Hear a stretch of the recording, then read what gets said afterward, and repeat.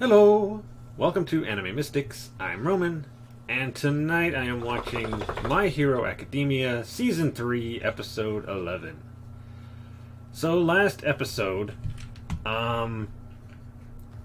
let's see, All for One teleported all of the villains that were captured to his location, which was at the second hideout they had that had all the Nomus.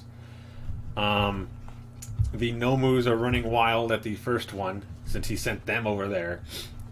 Gran Torino, the paper thin guy, I don't know his name. The dude that's got wood powers. Endeavor and All Might are fighting with them. And he's about to ask Endeavor if he's got everything covered there. Of course he does. He was basically the only hero in the other season, the second season, that was able to deal with the Nomus when they were attacking the city. Because, fire pretty much burns everything, so unless it's fire resistant or something. And even then, I think it only lasts a while before it starts going through. But anyway, Endeavor tells him to just go ahead because he knows he was trying to go to the other location. So he leaves, and All for One is, talking with the guy with the hand on his face whose name I still can't remember. And telling him, so you failed again. Well, that's all right. Just go ahead and take as many tries as you need to accomplish what you want to do, and that he's always going to be there for him. And he opens up a portal using the portal guy. He's able to force people to use their quirks even when they're unconscious, because this guy was unconscious and he was able to force his quirk to work, opening a portal somewhere. And he told all of them to go through the portal to get away. And to take Bakugo with him. Now, Deku, Ida, Todoroki, Momo, and Kirishima? I believe that's his name. Where's my picture? There it is. Yeah, Kirishima. I actually got it right this time. They're still hiding behind that wall.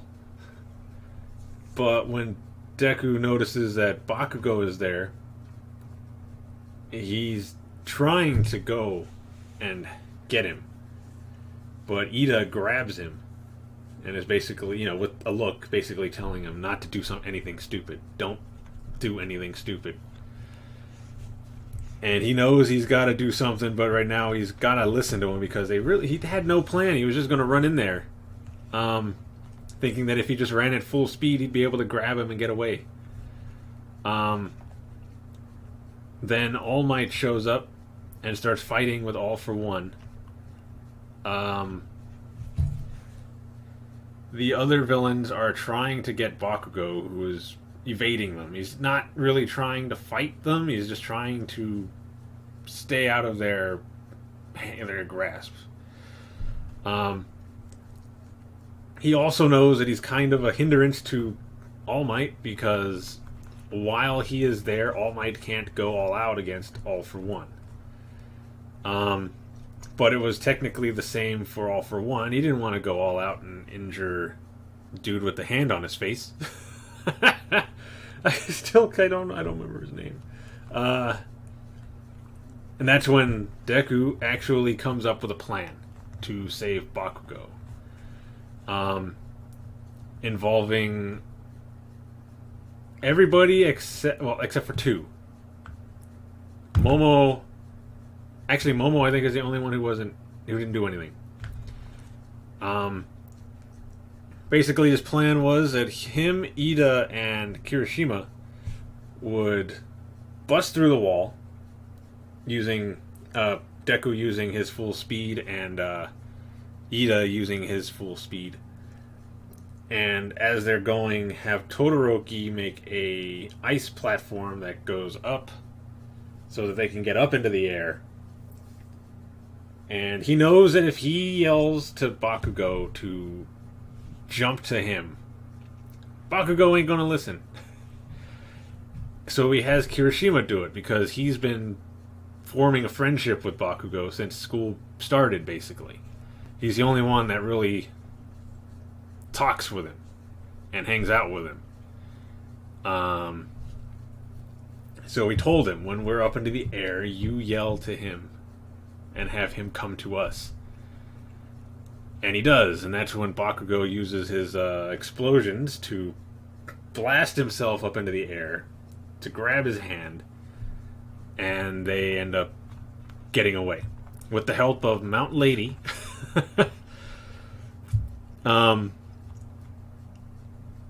The dude that wears the sunglasses, he's able to use magnetism, either bringing people in or repelling them. Used his magnetism to shoot two of the villains towards them. I forget which one got close. I think it was the magician guy. But Mountain Lady stood up and they headbutted each other. Still hurting her, but she saved them from getting caught and gave them the chance to actually get away. And because of that, All Might was able to not hold back anymore and fight All For One at his full power. At least the full power he has now, because he is apparently a lot weaker than he used to be. We've known that since season 1, but still.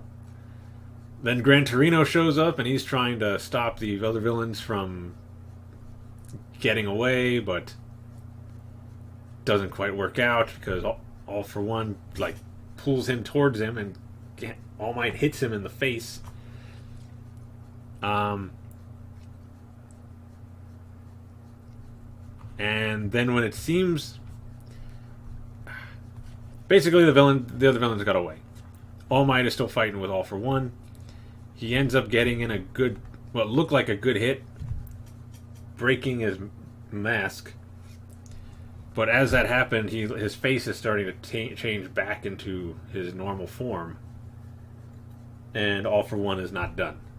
He's just on the ground, and he's saying that he remembers hearing the same speech that All Might gave him, but from the previous user of One For All. All Might's teacher, I guess mentor, other than Gran Torino.